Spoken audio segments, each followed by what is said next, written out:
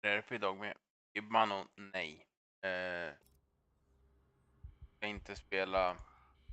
Vi ska inte leka polis idag. Jag försöker ta mig vidare här, men jag kör ju på normal, vilket är, du vet, mellerst. Det finns easy, normal, hard. Jag vill inte köra på easy, för att då tänker jag att då får man ju, alltså det känns som att liksom då, att köra på normal, då får jag en checkmark på easy med om jag klarar normal liksom.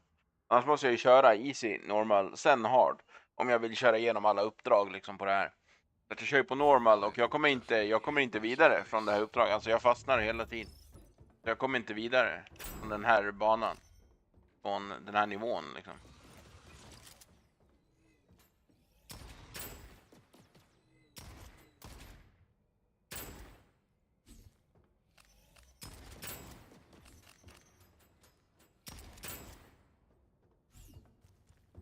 Så att jag för lång. But a spider bot watching me in the break room, just watching. That is not the program. That is not in the said out loud a few times. Hurt, right?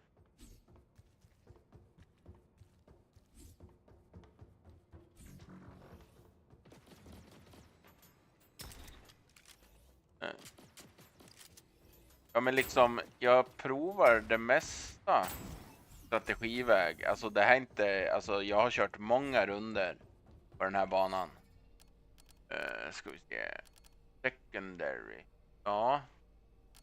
Vad vill vi ha? Vill vi ha secondary shotgun eller secondary liksom SMG? Vad tänker du, Gibmano? Vad tänker du är mitt secondary? Tänker du shotgun, du vet, pump, bam, bam, eller tänker du brr, brr? Va? Det är alltid något annorlunda man kan göra. Kanske något som du inte använt. För att jag har redan mitt main, det är en sniper. Jag har bara inte gett den en perk ännu. Så det är upp till dig nu. Jag tänker att jag har ju provat typ det mesta, så att jag tänker att att gå på det du säger när det gäller vapen. Why not? Why not? SMG eller shotgun? Shotgun, okej. Okay. Ja, det var också plasma. I like plasma. I will say.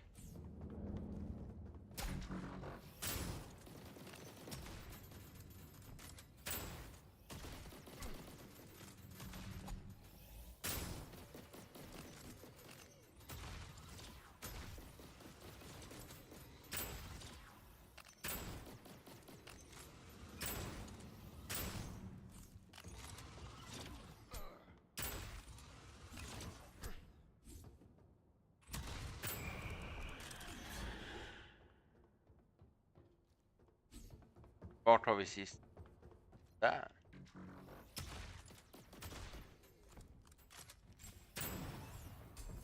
Ja. Yeah. Tackar.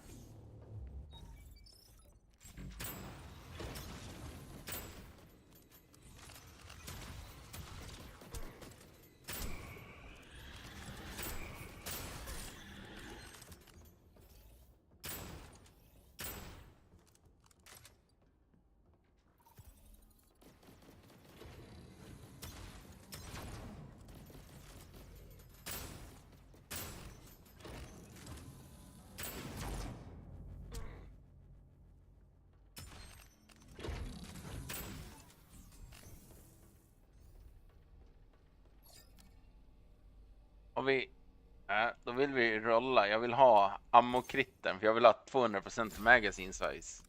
Det är så jävla skevt, för det här är ju en dubbelpip jag vill bössa egentligen. Vanligtvis har den 2 skott. När man tar den där, då får man ju 200% ammo.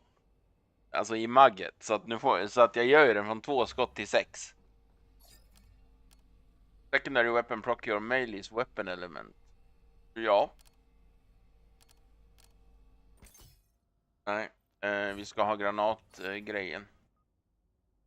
Ohoj, oj, oj, ja. Nej, men man tackar, man tackar.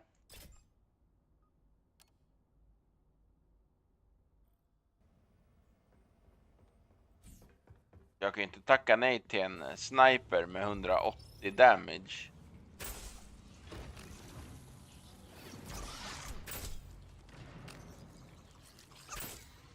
Jävla blodigel går ifrån. Okay.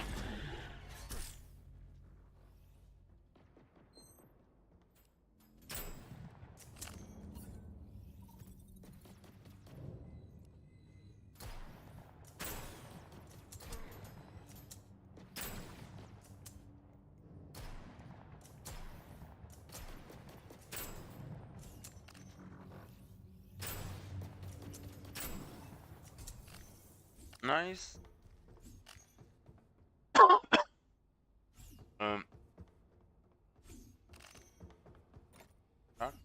En handske. Det är rare damage.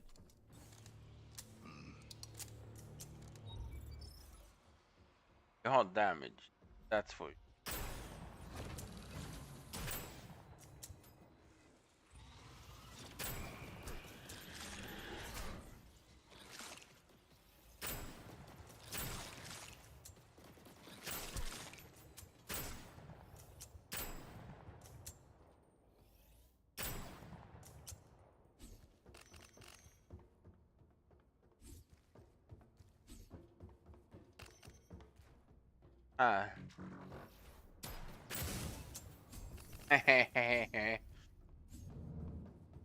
En jävla låda på det. 400% damage taken back to the attacker. I mean... Men jag säger inte nej. Det gör jag inte.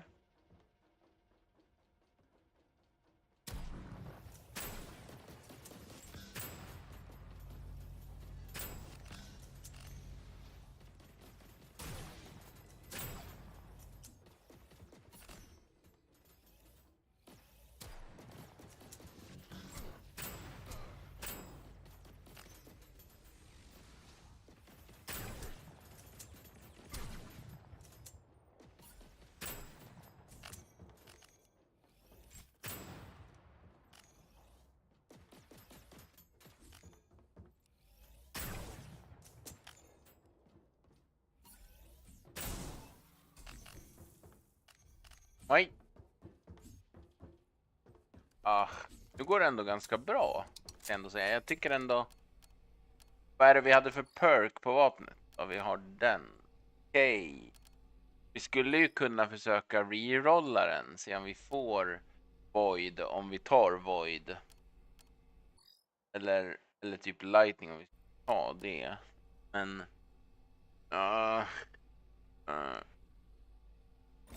jag tänker jag börjar med heal. Jag kan behöva heal. Det kommer en del svåra. Ja, men det kommer en del svåra så jag tänker jag börja med heal. Primary weapon proc your melee element at 10% their own proc rate.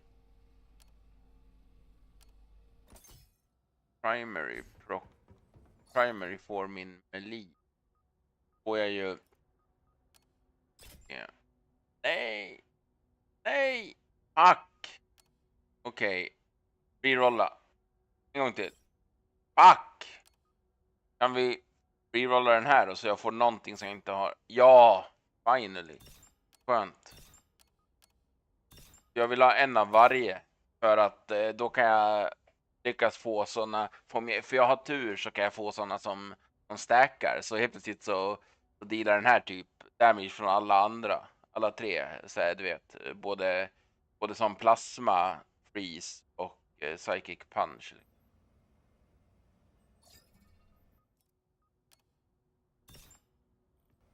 Man vill ju inte... Att, jag vill inte ha mer än en av varje.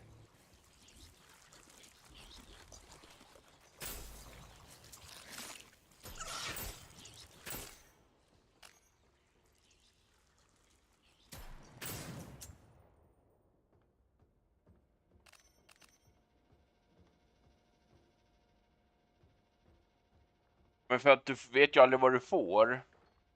Ja, det är det. Du vet ju aldrig vad du får liksom.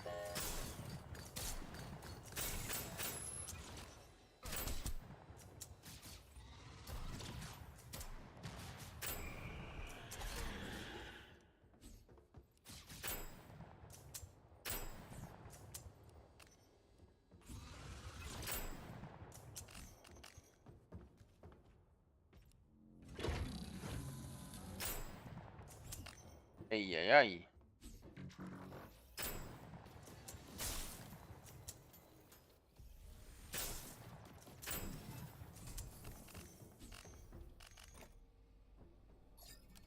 Vi ser här. 30% damage to enemies under 50 health. Ja. Menar varför inte? Ja, det skulle kunna vara att de har gjort så.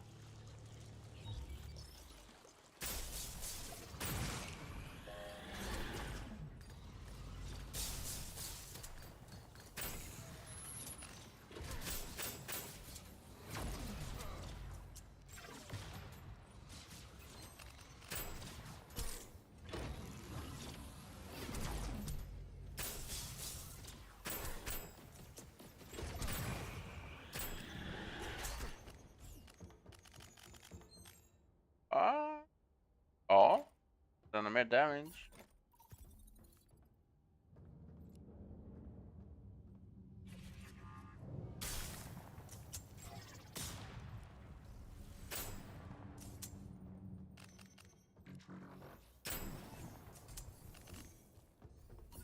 Ja.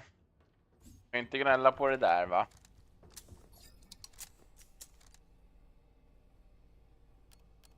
Ska vi se. Minus 10% remaining dash grenade cooldown per crit.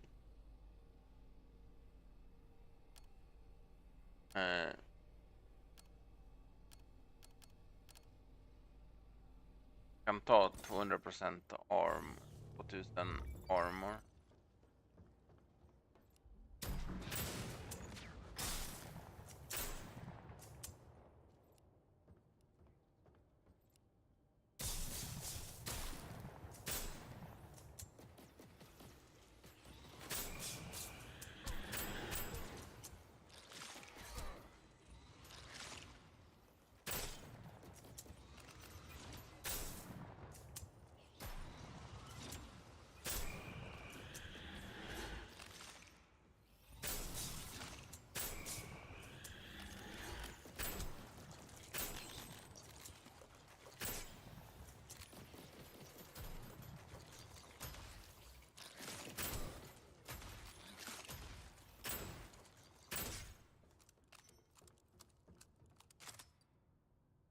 Det är ju för fan inte... Vart har jag någon som... Där. Okej.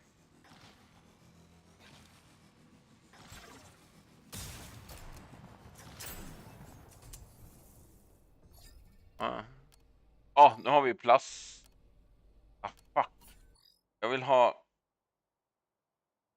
Nej, plasma är i och för sig på den. Vill vi ha plasma Ghost Blade, då blir jag osynlig. Admiral, let's get this over with.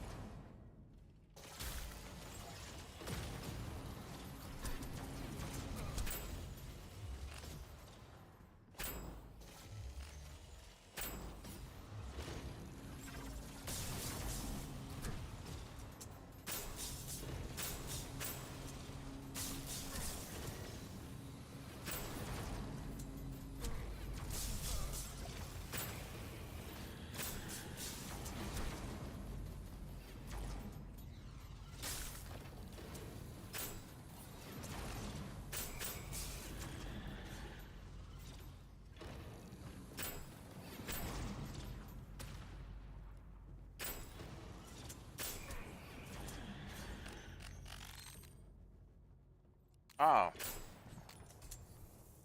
Yeah, one... Nej. Här då. Nej. Den hell... Ja. Ganska långa banor. Ja, det är 33 sektorer på den här.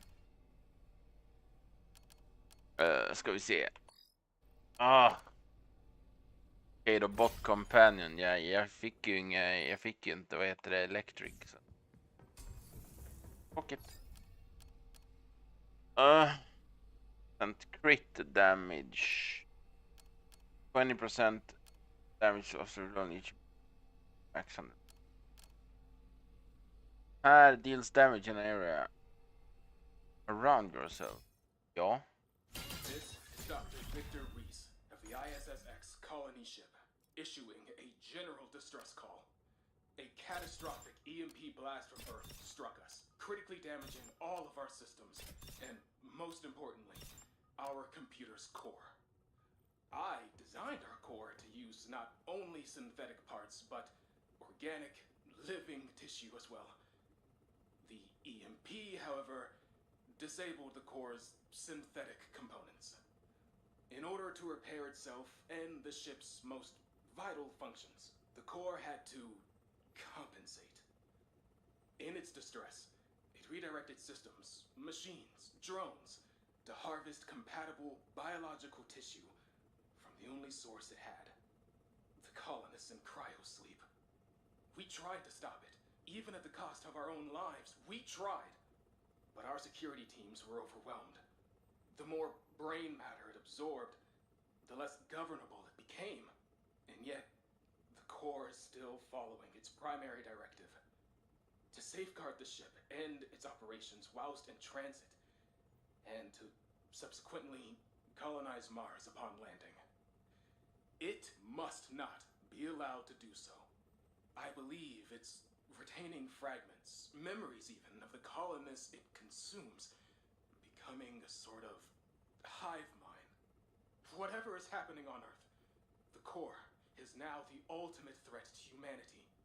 If it reaches Mars, if it is given resources, there's no telling what it could become. There is a self-destruct failsafe in the core chamber that will destroy the ship. It must be destroyed. This is Dr. Victor Reese of the ISSX colony ship. Okej. Where. I made an evil computer and it was mean to us. The fuck? Ja, det är den definitivt. The fuck? The fuck? Det där fick mig totalt off guard alltså.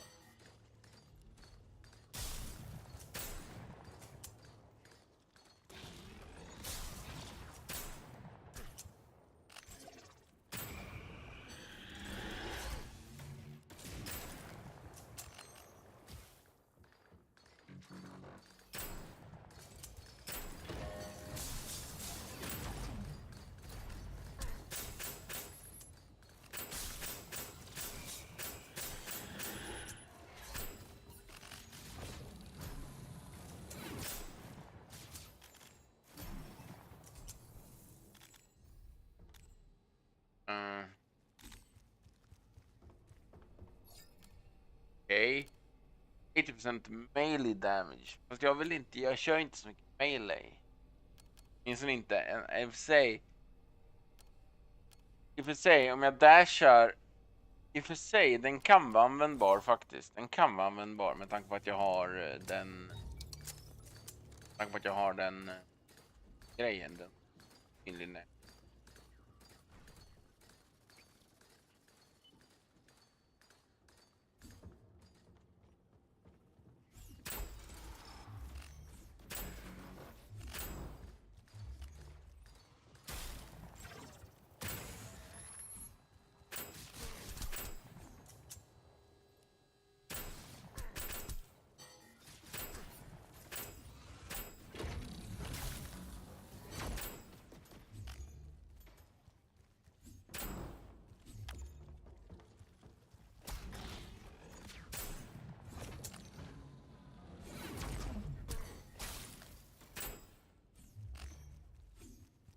alltså. Jag vet inte, men det känns som att jag är ganska OP just nu.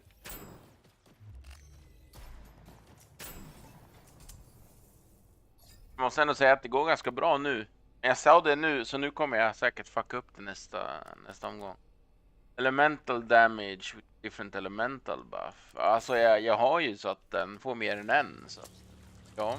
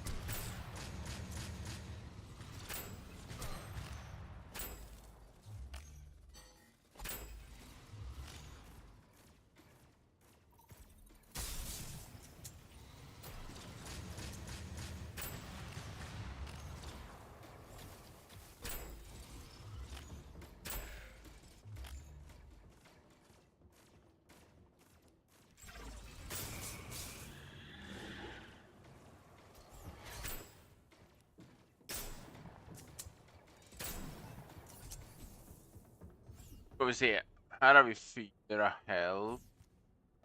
Den ska vi inte plocka upp för den är sämre än det jag har. Här har jag 6. Jag hade en armor på kroppen, så det var ju skönt att vi fick tag på det. Här har vi ju blood chemist. 0.5% damage for every 1% health. Kan behövas i slutet. Kan behövas förr eller senare. Det är sant, det kan behövas. 50% crit damage on weak point. So. Okay, what'll it be?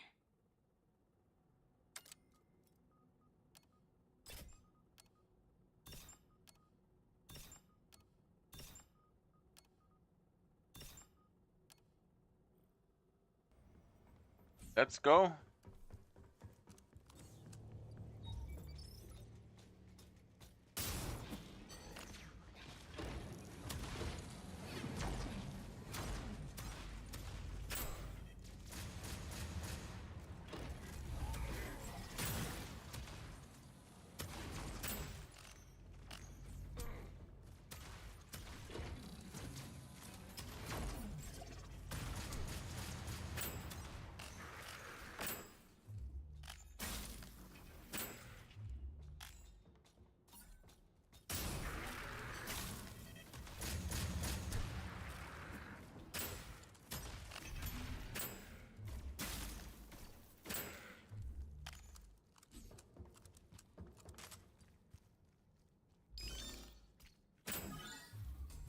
Nej du, här ska vi inte bygga någon mer bot.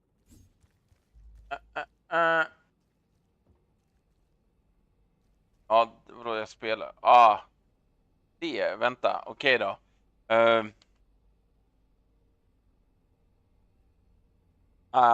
Jag såg nu att jag hade fel spel. Tack för att du påminner mig. Vet, jag är så bra, jag är så bra streamer nu att jag liksom att jag inte jag har så bra koll på hur man streamar. Jo men det är bra faktiskt. Pro. Ja exakt, pro streamer. Det är ungefär så det är faktiskt.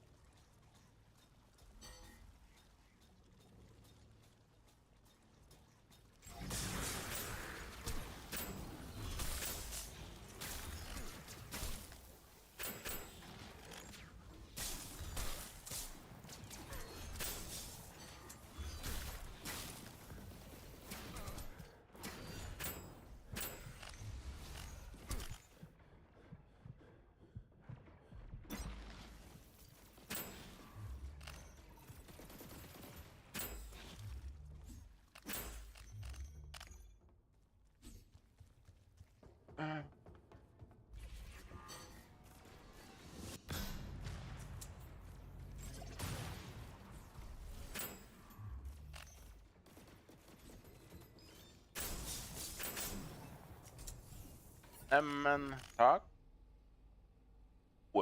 Okej. Nu jävla double trouble. Hur är det själv? Är det bra med dig? Double trouble. Känner det någonting på gång? Double trouble.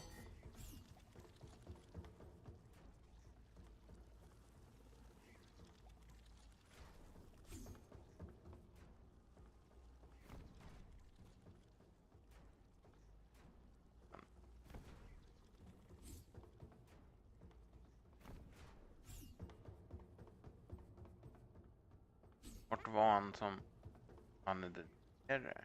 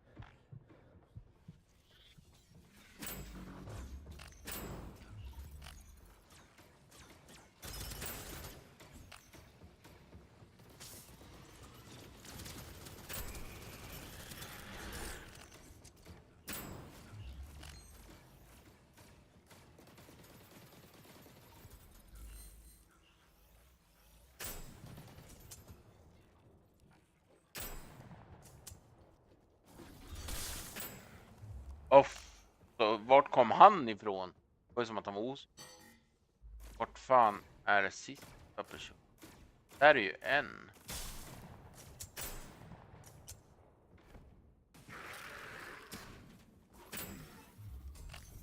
Tänkte väl.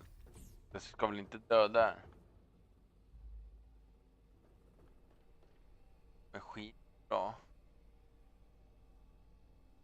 Dock får man hoppa. Ja. I saw what you mean. Jag förstår vad du menar. Every 6 seconds smart rocket. Den där känns ju som fucking OP när man spelar själv. Bara rent generellt. Den som jag precis tog måste ju vara OP som fan när du spelar ensam. För att dör du när du är ensam, då förlorar du ju liksom. Så att den är liksom, den kommer ju aldrig resetta när du spelar själv.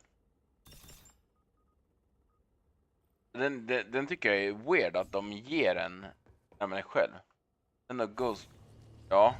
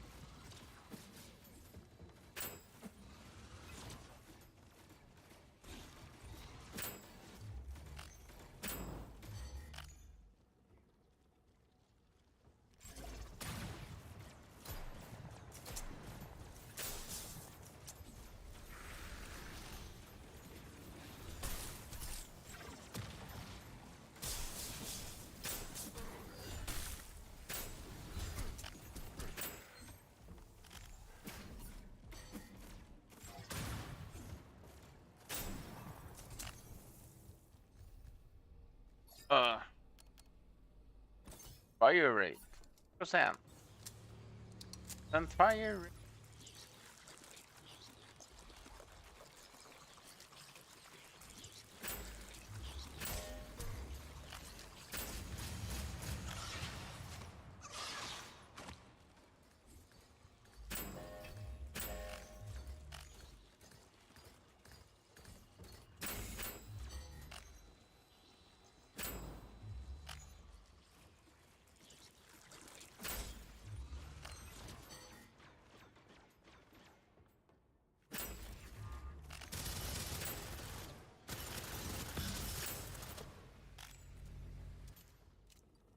För alltså jag skjuter så fort Den är fan cray. Alltså jag skjuter så jävla fort med det här vapnet. Alltså. Nu när jag har fire.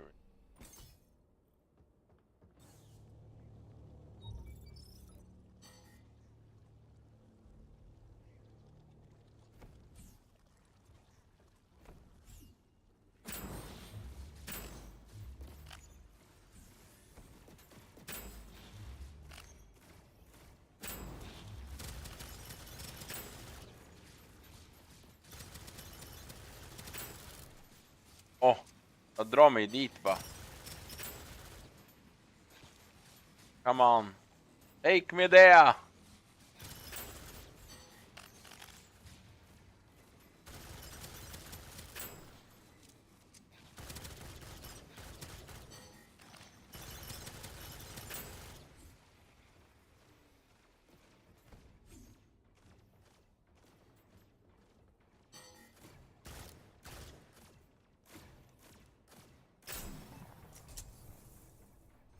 Det känns inte som att jag behöver alla såna grejer.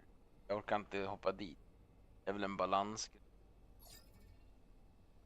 Kanske. Paired bot.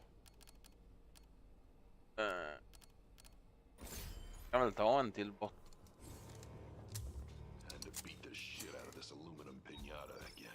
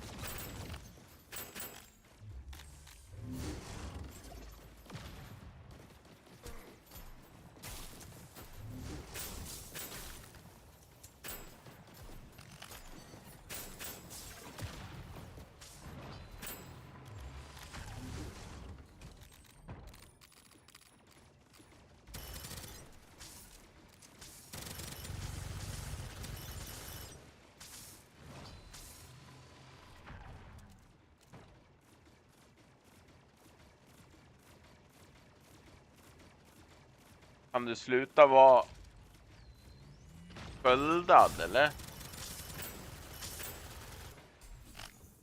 Tänkte väl. Sluta skölda dig. Det är fegt. Fegt att ha sköld. Fegt att leka med sköldar faktiskt. Ja.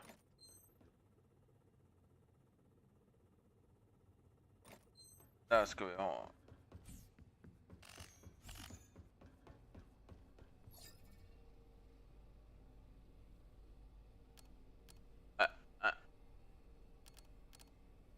Ja. Den där kan vi ta. Vi ser. Bigger and proc chance. Elemental proc damage. Okej.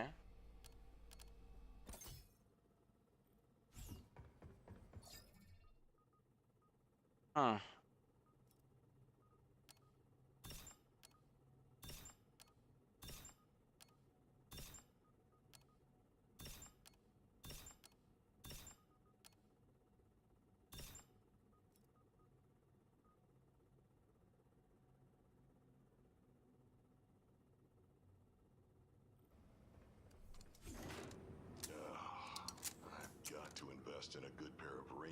this next part. Varför då? If I had a stomach right now, I'm pretty sure I would hurl.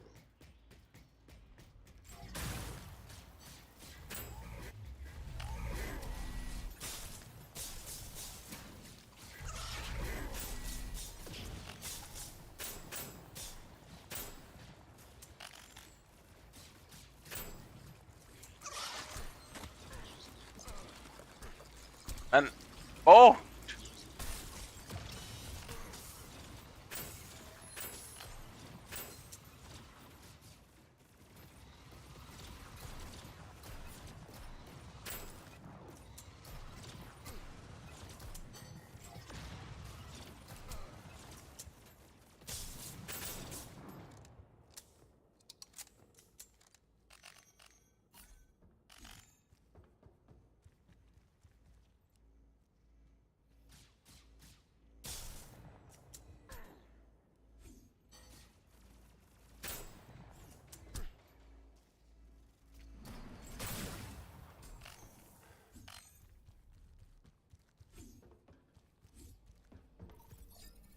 Boss snart. Ja, jag vet. Jag har varit vid bossen en gång. Jag dog. Efter när bossen kommer tillbaka en andra gång. Typ.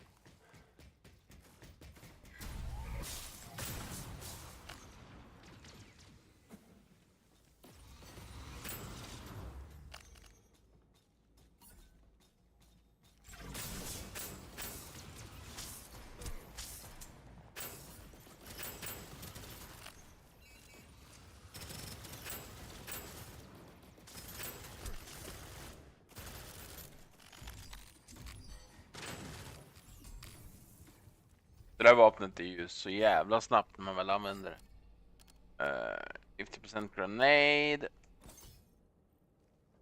Ja. I guess this used to be a data center of some kind.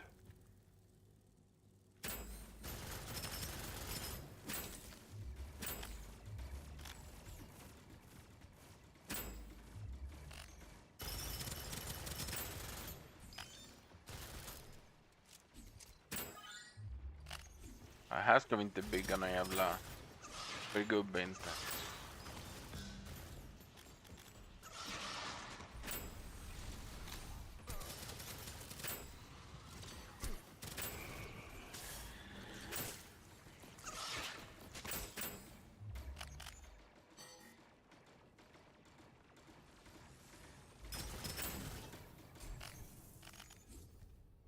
Nice. Vi ser. En till bot är ju inte fel, men samtidigt. Ja, vi tar en till bot. Ja, vi kan behövas. Här har vi 30 chans för grenade to explode twice, 50 chans to replenish ammo, steroid tablets. Det är någon av de här tror jag vill ha. Frågan är bara vilken.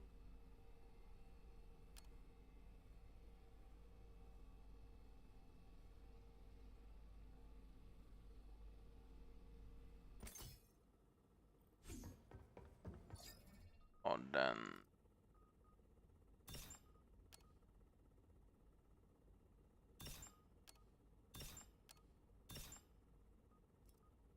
Ja, det där är ju primary weapon. Alltså den har ju inte lika mycket. Men den är liksom. Den har ju. Liksom den kan ju göras legendary. Far away damage, shield damage far away. Must hope the last shot. Level boot 10. Den är ju bara 4%, men den skjuter ju snabbt. Den skjuter väldigt snabbt egentligen. Men det har ju redan en som gör. Fick ju rerolla en gång. Se om vi fick annat kul. Nej. Ja.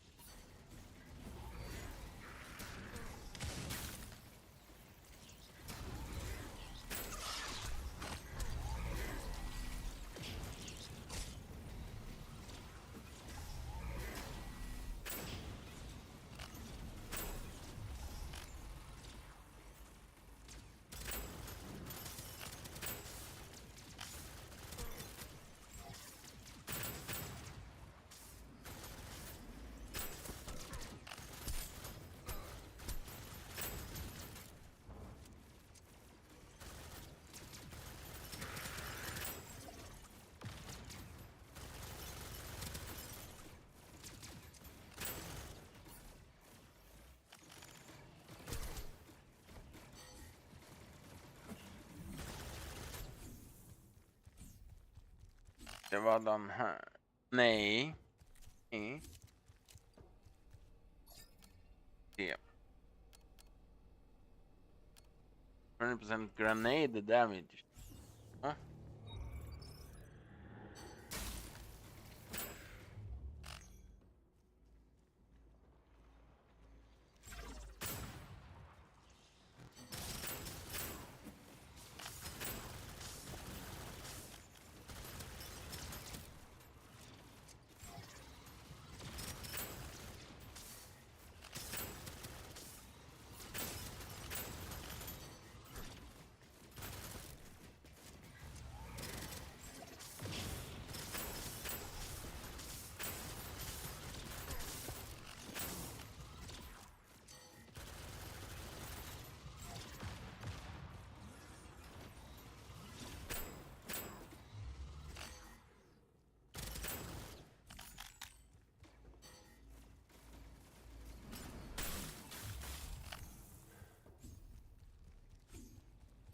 Ah.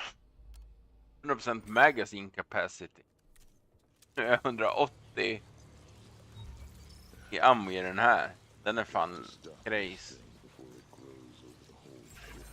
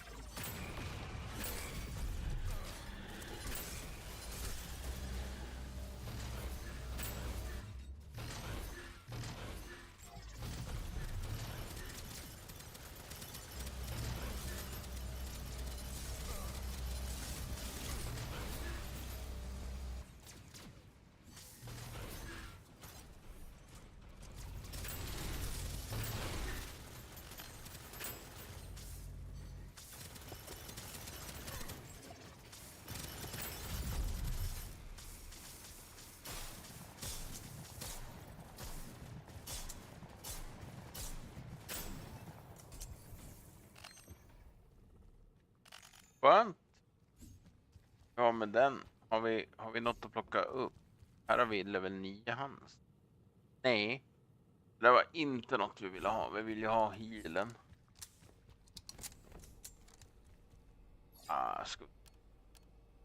Backstab. Den kan vara bra att ta nu faktiskt.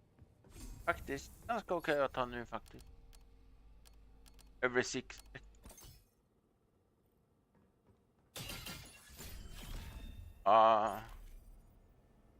Gain stacks seconds and sprint 5 damage per stack.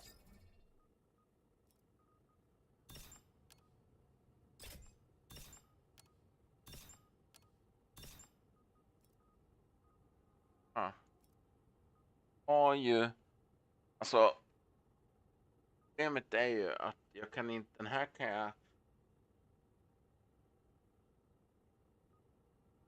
den kan i och för sig, jag köper den, sen birollar, då får jag ju, och jag kan uppgradera den till epic. Och det borde jag alltså kunna, då borde jag göra samma med den. Fast den har mindre damage. Det är lifesteal. Den där var fan värd ett köp ändå. Den har fan lifesteal nu alltså. Uff. Det var ändå rätt bra bild.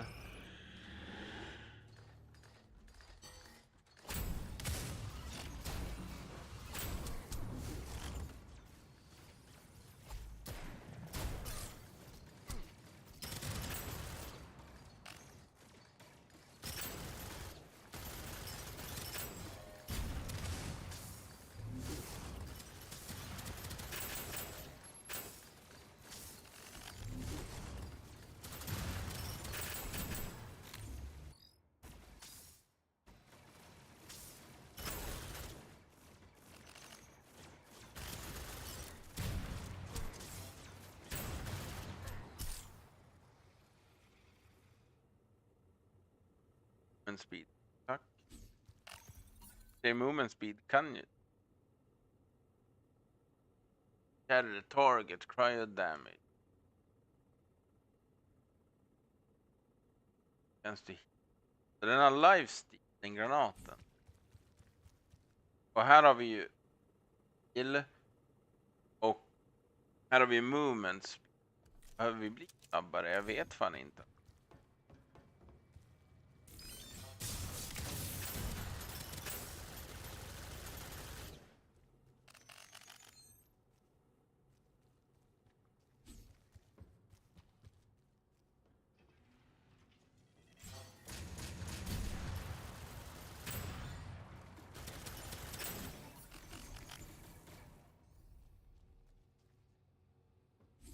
Vad var det här? Det här, just det här var den granaten. Alltså vill vi ha...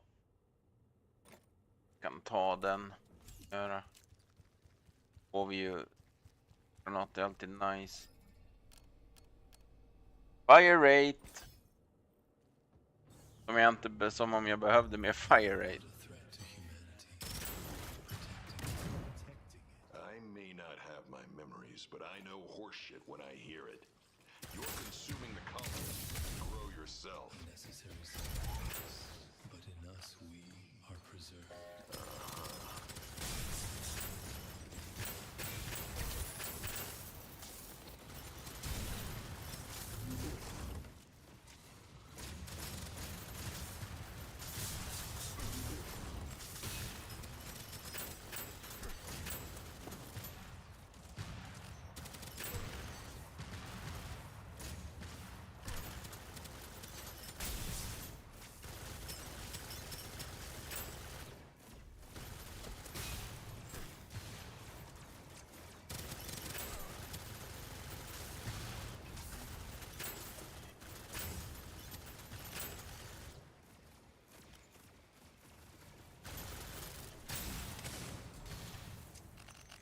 Alltså det jag skjuter så jävla fort. Alltså. Det är fan crazy. Ah. Har vi något kul? Nej. Nej. Ah. Alltså det är shield, armor rating och elemental damage. Ja, jag tror jag får ta den. Jag får slå till på den. Core access shaft. Oh shit, I'm here. I guess I have to get to the bottom. Ja, kom då.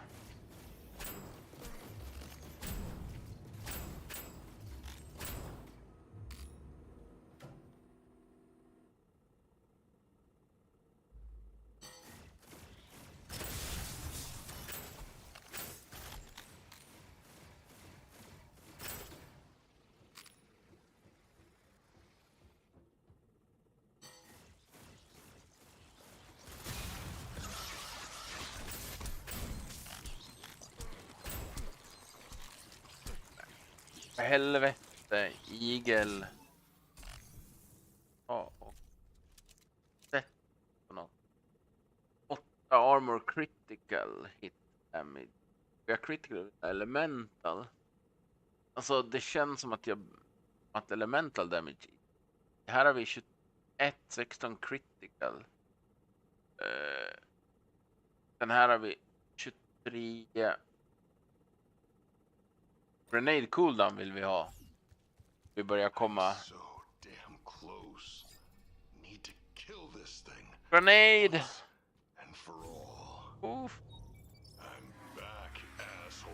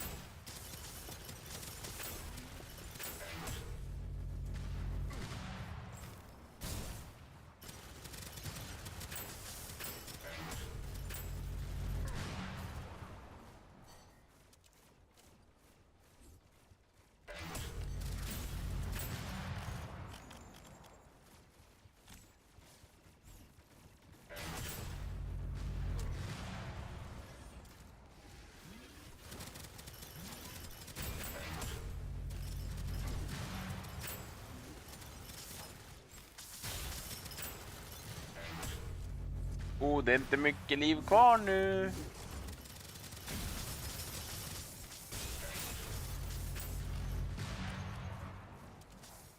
Boss doesn't have much life.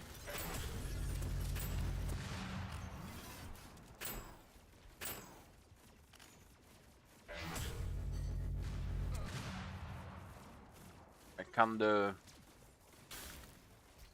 skicka upp tentakler eller? Kan du vara snäll och skicka upp lite tentakler?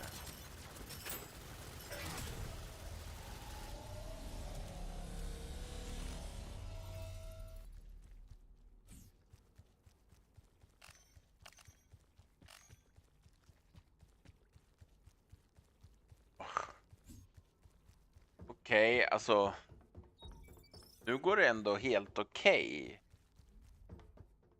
Just det, det var här jag dog när jag hade kommit så längst. Wasn't so bad. Honestly, I expected a little more. Oh, shit.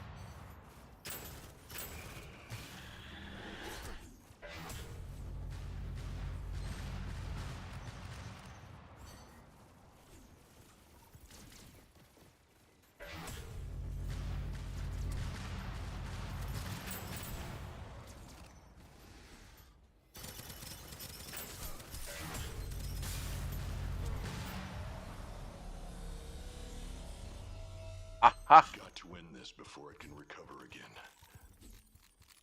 Wait, do not kill us. Take the escape pod, and we will release your ship and send the remaining colonists to Earth. We will go to Mars and have peace. Bullshit!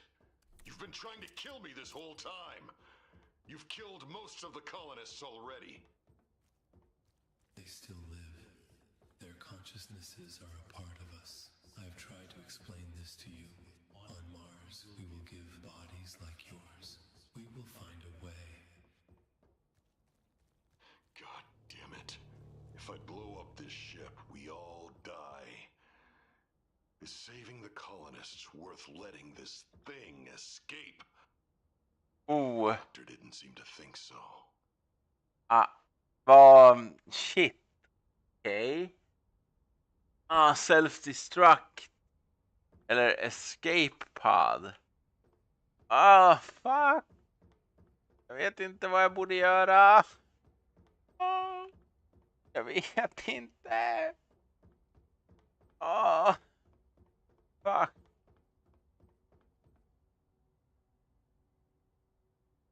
Escape or self-destruct. Fuck. Okej då. Fine. Free the remaining colonists and leave Earth forever. Keep your damn word, or I'm coming back. We have an agreement. Talon 1310.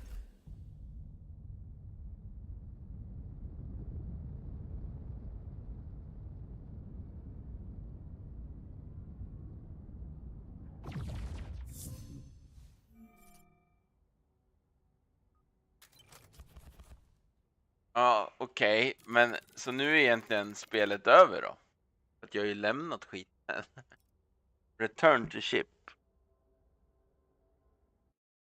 Men vadå return to ship? Jag har ju... Okej.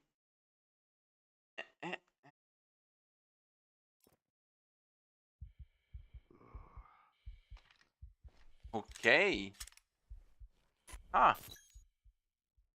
Son of a bitch. The core kept its word.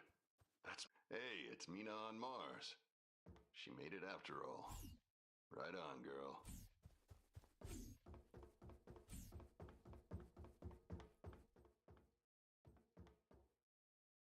Alltså nu har jag ju alltså inga fler...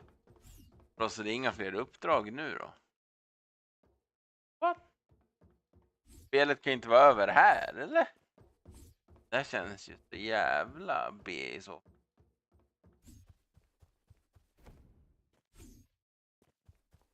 Look at all of them. Must be thousands. How the hell do I wake... Hey, that's Jace's body. Talon 13-4. Hell yeah, brother. Wonder if his ship made it too. Or any... Oh, hell. You've got to be kidding me.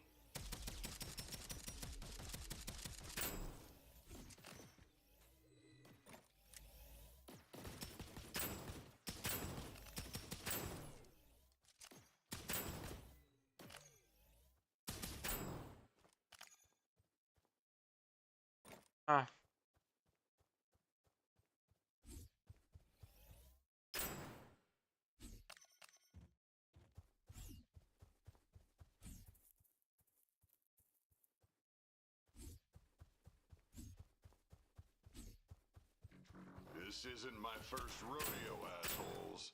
Come on!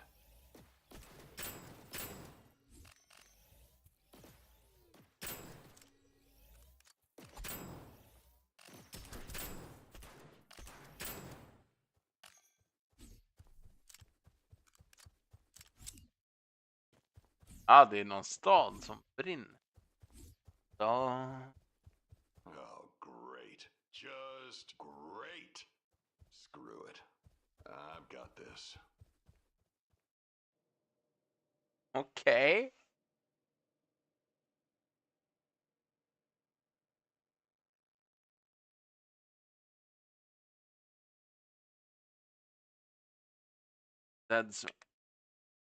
Bra, var det här it?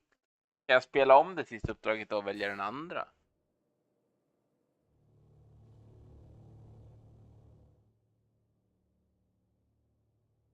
Nej.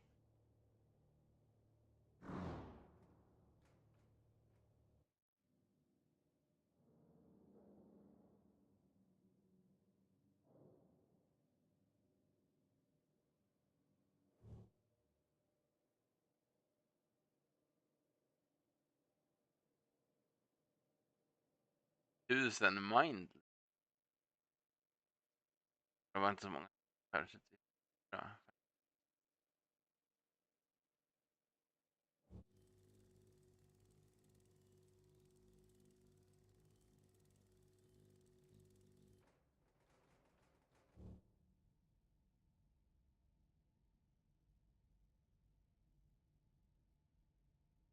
Fan.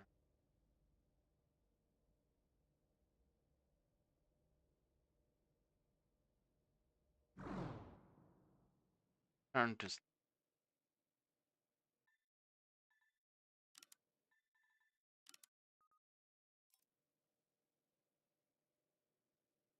jag vill ju bara veta.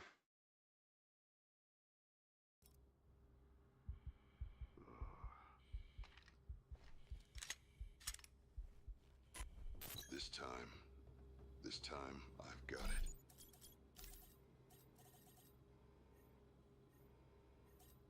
Special mission. Men kan jag prova den igen då? För jag har ju klarat den. Jag hade ju velat veta. Men det, i och för sig, det kan jag kolla. Jag kan kolla det på YouTube. Jag gör så här.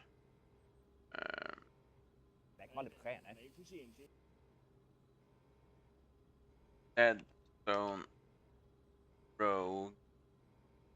Deadzone Rogue.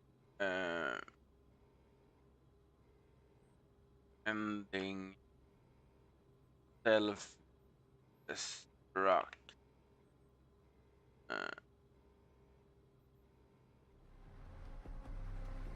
You know what? Screw it. I failed.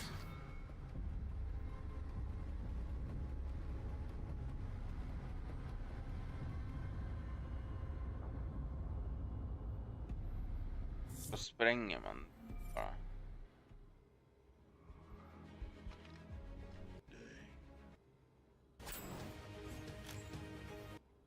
Oh, hell. You got to be...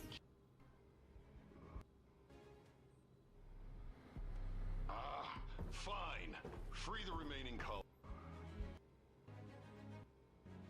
person. You know, I honestly don't remember her logs. They were a bit dull.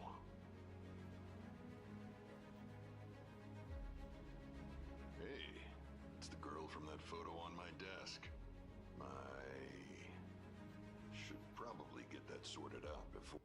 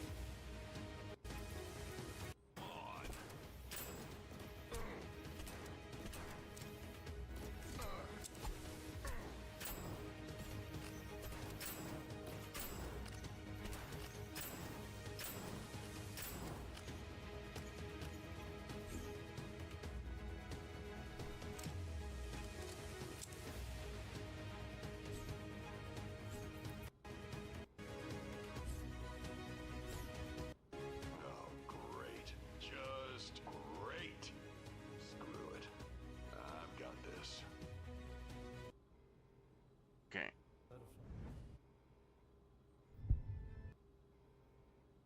Ja, okej. Jag har Legion.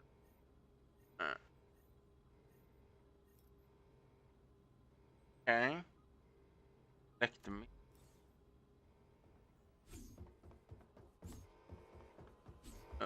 Ja.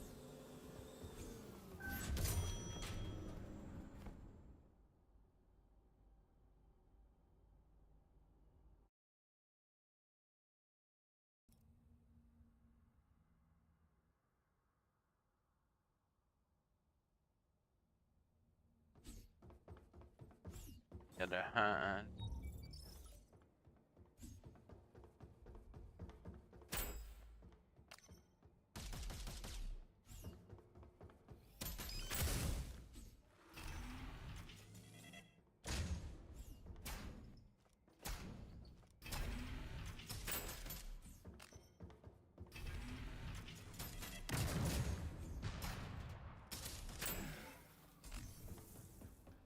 Cargo clear. Elda en dött då. De kommer ju.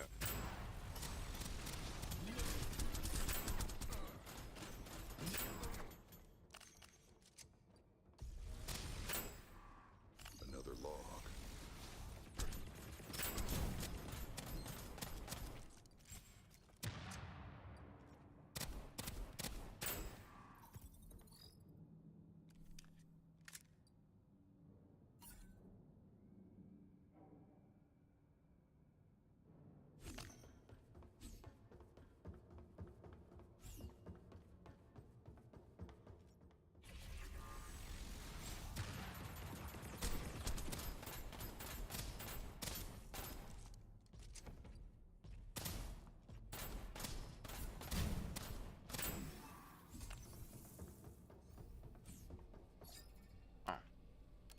Ammo. Ja, tack. Purpose. Ammo.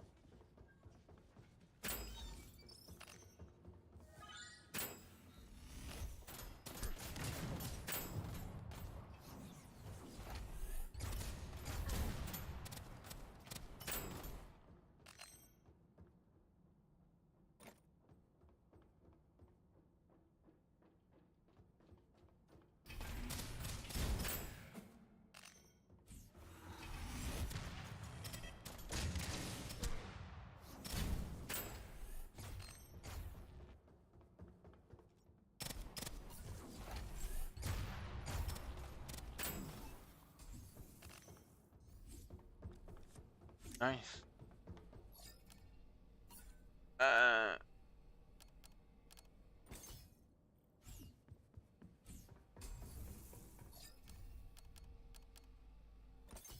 Ja, tack.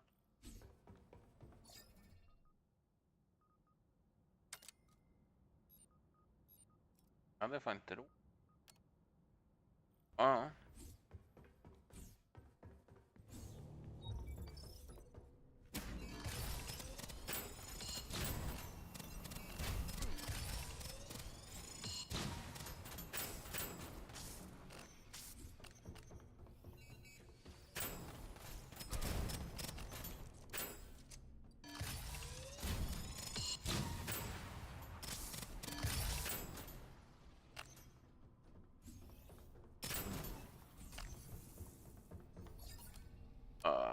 Bästa. Fire.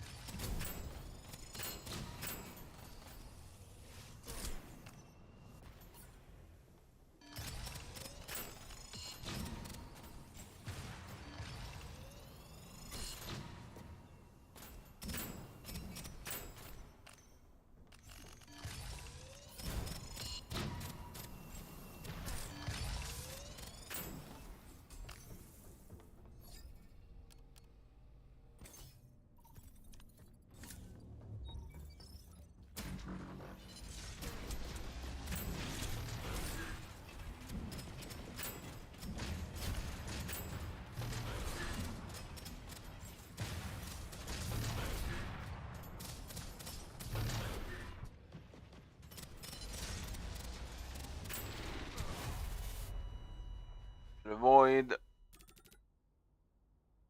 Lost the void.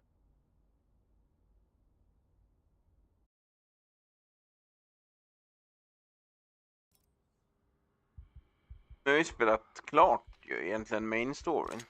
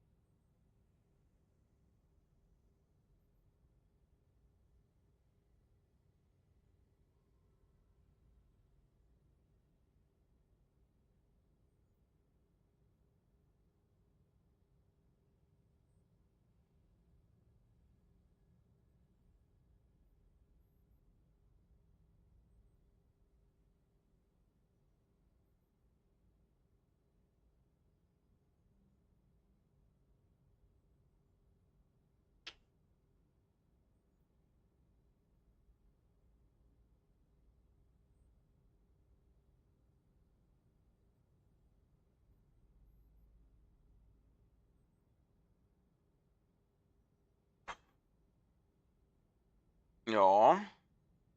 Vad ska jag hitta på nu? Om vi ska hitta på ett annat spel eller om jag ska köra något sån där, vad heter det?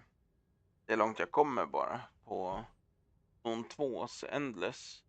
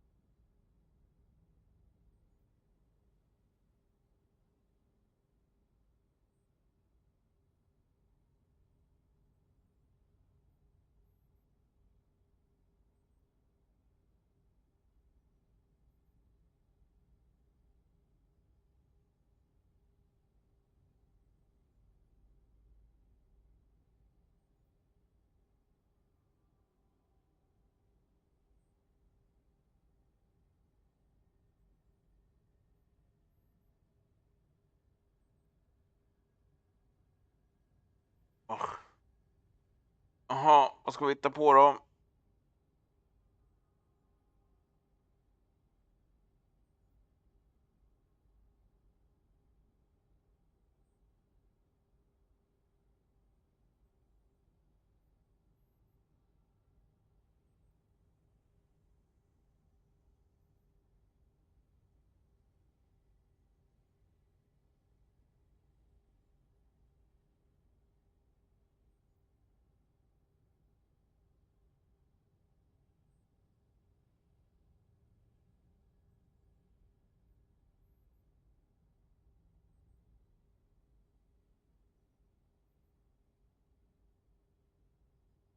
Uff.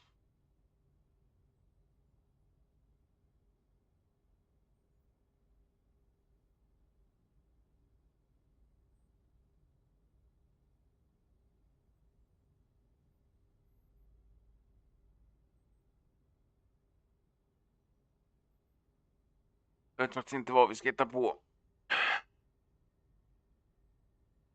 Men ja.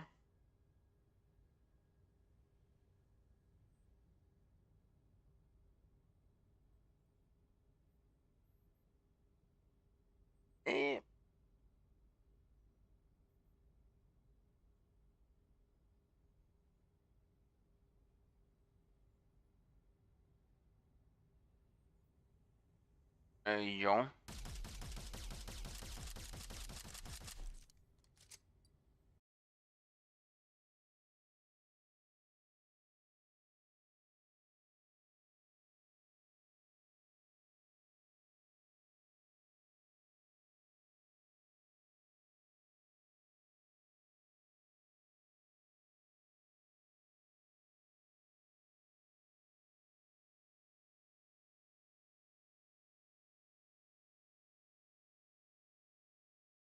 Nej, jag tänkte jag skulle avrunda.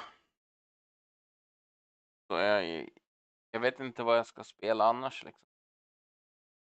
Men vi går ju live på TikTok med matlagning vid 10, så in då. Varför tänker du så här dumt? Vad ska jag, ja men säg vad jag ska spela då. Indal, säg vad jag ska spela. Vad jag ska göra. Ska vi kolla YouTube-videos? Ja, Björn. Gitarr. Men what? Jag kan inte spela gitarr. Nu lär det ju... Vadå? Nej, vänta, vi gör så här då. Vänta då. Har vi...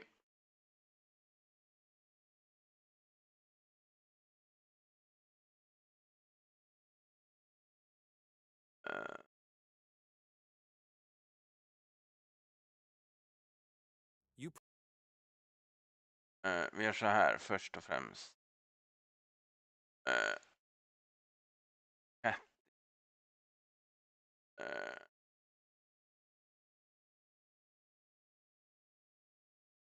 Äh, YouTube. Nej.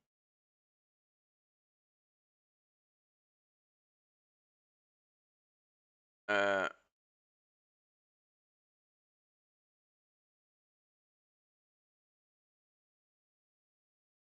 hello, Argon. Hello.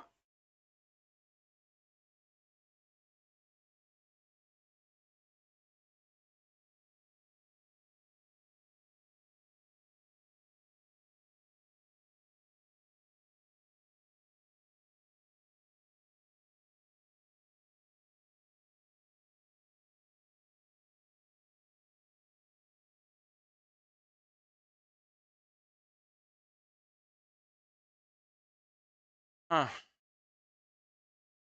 Allowed to swear in Nor- Yes. Tell me. Where in Norwegian, please? Do it. Please swear for me. Fine.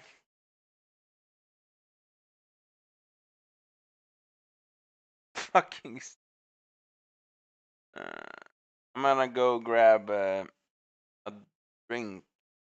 Be right back. Think of Sweden as the land of ABBA, IKEA, and peaceful neutrality. But what if we told you this Nordic nation has been secretly preparing for war, specifically with Russia? Behind the forests and coastline is one of Europe's most advanced and underestimated militaries. In this video, we're looking into Sweden's high-tech army and why the Kremlin should be very, very worried. Stick around, because Sweden doesn't shout, it prepares. The Swedish armed forces are structured to defend territory, but also to control how a war unfolds. Their plan is simple: stay 2 steps ahead and hit hard when necessary. At the heart of Sweden's defense model is totalförsvaret, or total defense.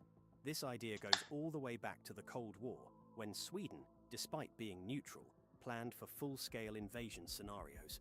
In its modern form, Total Defense 2.0 means every part of society has a role in defense, from soldiers to civil engineers, from cybersecurity experts to regular citizens.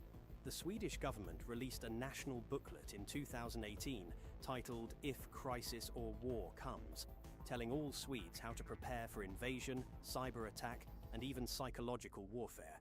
Plus, Sweden is taking Russia very seriously. Since 2014, when Russia annexed Crimea, Sweden has increased defense spending by over 40%. By 2025, that number is expected to hit 2.4% of GDP, bringing its defense budget to roughly $14 billion. But all of this strategy means nothing without serious firepower to back it up. Sweden has quietly built a powerful collection of battle-proven systems. The Swedish armed forces have developed some of Europe's most advanced, battle-tested systems. Smart, mobile, and highly efficient. Start with the CV-90 combat vehicle, developed by BAE CV-90! Systems Hägglunds. The CV-90 weighs between 23 to 38 tons, stretches nearly 7 meters long, 3.2 meters wide, and stands 2.5 meters tall, with a low silhouette specifically designed to avoid Russian radar and heat detection systems. It runs on a Scania diesel engine, pumping out around 810 horsepower, with the Mk4 version juicing up to 1,000 horsepower, giving it a max road speed of 70 kilometers per hour tank. and off-road Yes. capability that's straight up ridiculous for something this heavy. So why does Sweden love this thing? Because it does everything. The CV-90 was built from the ground up with modularity in mind. Anti-air, command and control, reconnaissance, forward observation, you name it. The Swedish military alone operates nearly 500 of them in various forms, and many are upgraded with new armor, communication systems, and electronic architecture. Some variants even carry the Mjolnir mortar system. Firepower is where the CV-90 starts getting nasty. It is equipped with the classic 40mm Bofors autocannon, while export models pack 30mm or 35mm Bushmaster cannons that can shred light armor, helicopters, and even fortified positions. Norway's CV-90s went toe-to-toe with Taliban fighters in Afghanistan and performed so well that the Norwegians doubled down on their fleet. Denmark's vehicles survived IED attacks with minimal crew injuries. Ukraine received 50 of Sweden's CV-9040C variants in 2023 and put them right into frontline combat. Within weeks, they were reportedly tearing through Russian positions around Bakhmut. Then there's the Stridsvagn 122, Sweden's customized version of the German Leopard 2A5 tank. It's a cold-weather beast prepared to answer any Kremlin misadventure. Weighing in at about 62 tons and measuring just under 10 meters in length, the STRV-122 is massive, but smart. Ja, men jag kan tänka mig till då. Jag har ju 2 stycken parkerade i garaget, du vet. Ena garageporten, du vet, under lägenheterna där jag bor. Tänkte lika bra, du vet. Ifall man någon gång behöver kan man ha en parkerad liksom hemma. While its future upgrades may determine how relevant it remains against newer generation threats. Make no mistake, this tank wasn't built for show. The Archer artillery system is a powerful modern weapon placed on a Volvo 6x6 truck. It drives into position. När skulle du lämna tillbaka din Polestar för övrigt? And leaves before the enemy can figure out where. Är det inte snart som det är dags? Sweden has only 26 Archer units in active service. This system is road mobile, winter proven, and crew protected, hitting targets up to 50 kilometers away with pinpoint GPS accuracy. According to military analysts, it can deliver 8 to 9 Hade det varit dyrt att köpa en loss eller? The automation controlled from inside an armored cabin. Even the US has been eyeing the system for integration with ongoing trials. But when it comes to battle-proven portable power, nothing Volvo Archer means business more than their Carl Gustaf Volvo. M4. This is the portable shut the F up over there multi-tool. Developed by Saab, this one is a legendary multi-role recoil. Ja, det förstår jag. Easy to use and effective against Argon, we are talking about his car. Targets and even helicopters. He has multiple types of ammunition. He has a Polestar too. We're talking about his car. Polestar. Yeah, and we're talking about, because he's leasing it, I was talking about if he's gonna like buy it after the lease, October, when it ends. But he's saying no, because after the year after he got his, they updated the version, the Polestar 2, to have 20 more kilometers of, like 200 more kilometers of range. Doesn't go, goes wee. Yeah. 200 kilometers. So it got a bit more range the year after he got his, which is unfortunate. How expensive would it be if you, instead of buying, because we talked about it when we met at Glitch, the car you were going to buy, how more expensive is the Pulsar 2 with the 20 miles more range? If you would buy that instead of the BYD.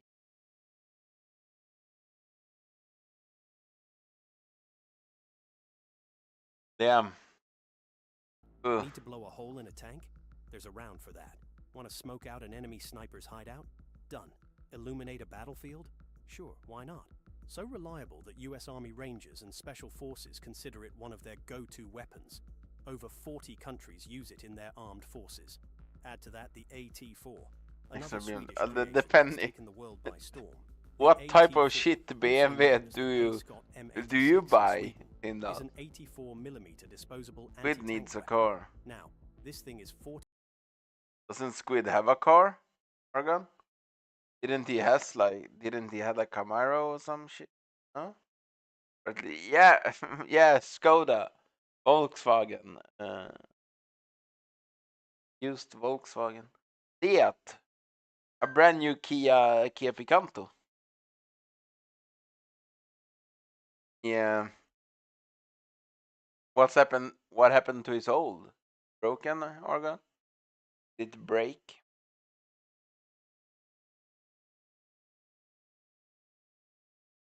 Inches long and under 15 pounds, designed to take out bunkers, light armored vehicles, and properly built defenses. The US Army loved it so much they bought their version, called the M136, and eventually upgraded it to the M136A1AT for CSRS, especially for fighting in tight urban environments like Iraq. That's how serious this tech is. It can penetrate up to 18 inches, 45 centimeters, of rolled homogeneous armor. What makes the AT-4 even more terrifying? It's too easy to use. Even a rookie soldier can become a serious threat in minutes, thanks to the IKEA Easy instructions. And because Sweden made it disposable, the launcher is lightweight and easy to carry in bulk, perfect for rapid deployment forces, or special operations like Sweden's own SOG units. With this gear, a well-trained Swedish force can strike What did you hard, link? I retreat can't see the quickly, link. and repeat the process again Oh. and again. Though if you think their ground game is impressive, wait till you see what they've got flying overhead. When everyone is busy hyping the F-35 or I didn't see the link because I can't see links. You need to send on. Russia's Su-57, Sweden quietly built a beast that's lean, fast, and smart. And it didn't even bankrupt the country doing it. The Jazz 39 Oh, Gripen, what? designed to do everything: fight other planes, Damn. react, strike ground Yeah, targets, attack, and gather intel, spawning. Hence Well. the Jazz name. It hit speeds of Mach 2.0. Damn, about that car though. 2,469 kilometers per hour. It's not and can cover up to 3,000 heavy kilometers G. with a max It's not takeoff weight of skeva vän. 14,000 kilograms. Sweden built the Gripen to take off from highways and rough runways, thanks to its BAS 90 doctrine. Yeah, but it's still not That a means if Chevy. Russian missiles Chevy knock out van. air bases, these birds can still launch from remote roads and strike back. And even though it's cheaper than most Western fighters, it's taken down American and European jets in war games. But Sweden didn't stop there. Enter the Gripen E, the next-gen version that's being phased in now. This thing is bigger, smarter, and meaner. It's powered by the F414G engine, pumping out 22,000 pounds of thrust. That's almost twice the power of the older RM12 engine. Its radar, a Raven ES-05 AESA system, can track multiple targets simultaneously at long range. But what truly sets the Gripen E apart is its onboard AI capability. This is an intelligent combat partner. The AI constantly analyzes threats, assists with flight and targeting decisions, and even prioritizes what the pilot sees during high-speed engagements. In short, I it's a would not co-pilot trust that never AI. sleeps and never panics.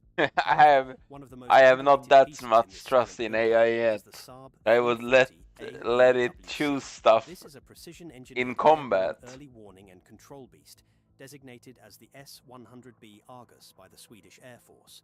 And it's not here for decoration.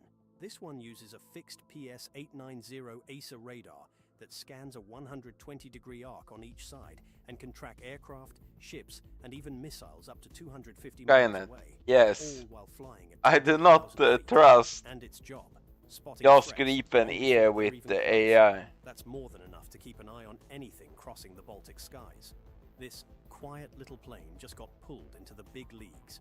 In May 2024, Sweden announced it was sending 2 ASC-890s to Ukraine as part of its 16th military aid Yeah, package. maybe. And guess what?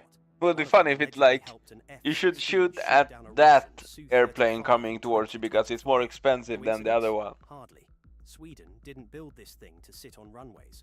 Sweden is also experimenting with autonomous drone swarms, airborne units that can confuse enemy radar, overwhelm defenses, and even jam communications. Moreover, there is another strategic asset in northern Sweden, the S-Range Space Center. It was originally a satellite launch and research facility. It's now a critical part of NATO's future space capabilities. With new launch pads and a prime Arctic location, S-Range puts Sweden at the forefront of European space defense. What makes all this even more impressive is that Sweden's defense budget is only around $14 billion a year, compared to over $86 billion in Russia and nearly $900 billion in the US. Yet, they built what no one else could. Speaking of that, the biggest surprise comes from under the sea. Its Yes. submarine force. While most Gotland. countries talk big about stealth, Sweden just goes ahead and does it. The A-26 Blekinge-class submarines are the newest creation from Saab Kockums, designed for total underwater dominance. They can move through the shallow waters of the Baltic Sea and also handle the open ocean. Their mission is simple: stay out of sight, collect information, and take down enemy ships before anyone even notices them. Now here's the juicy part. These submarines were never supposed to exist. The original project, U-Bot 2000, kicked off in the early 90s, but was cancelled because Sweden thought Russia wasn't a threat anymore. This 66-meter beast has a surface displacement of 1,925 tons and uses a hybrid propulsion system, diesel-electric plus 3 Stirling engines. It's ultra-quiet and lets the sub stay underwater for 18 days straight without surfacing. In total, the A-26 can patrol for 45 days. That's unheard of for non-nuclear subs. Test depth, over 200 meters. Crew size, between 17 and 26, depending on the mission. Weapons, 4 533mm torpedo tubes plus 400mm tubes, capable of launching heavyweight Torped-62 torpedoes or laying naval mines. The A-26 has a multi-mission portal, a massive horizontal tube that can launch and retrieve underwater drones and special forces. And the A-26 isn't operating in a vacuum. It's the follow-up to the legendary Gotland-class subs, which once ran training exercises against the US Navy, and won. The Gotland was so stealthy that American sonar couldn't find it. For 2 years, the US studied it like it was alien tech. The A-26? It's even quieter, deadlier, and smarter. So why is Sweden investing this much in underwater warfare? Because Russia's Baltic fleet sits just across the sea in Kaliningrad. If tensions ever boil over, these subs are the first to move. Those advanced vehicles and weapons are impressive, but all that heavy gear, it doesn't run itself. Sweden backs up its high-end systems with human precision. Let's start with the army. Yeah, I think they talk about when our Gotland class submarine destroyed the US Navy in a battle training. And we did it like twice, I think. We did it, escaped, came back, did it again. It was insane. They specialize in long-range reconnaissance, sabotage missions, and Arctic survival. They're trained to move silently in freezing conditions, disable enemy radar, and relay battlefield intel while dodging drone surveillance. Then there's the SOG, the Special Operations Group, the elite of the elite. Created in 2011, this unit combines the skill sets of the American Delta Force and British SAS, but with a distinctly Swedish doctrine. Their missions? Counter-terrorism, hostage rescue, deep reconnaissance, and yes, covert sabotage behind enemy lines. These guys operate in tiny teams with silence and precision. If anyone is taking out a Russian radar site at midnight in a snowstorm, it's probably SOG. But the shocking part is, Sweden does all this with one of the... Att sänka en carrier är som börsen. Du måste veta när du ska sälja bilen för maximal utdelning. Hur fan kan du få börsen och bilen i samma mening? Smallest standing armies in Europe, the Swedish army has just 17,000 active personnel, with about 50 to 60,000 in reserve, including 22,000 in the Home Guard. This all tied together with Sweden's commitment to mission command. It's a leadership philosophy where every commander, from generals to junior officers, knows the objective and the why, but gets full trust to decide the how.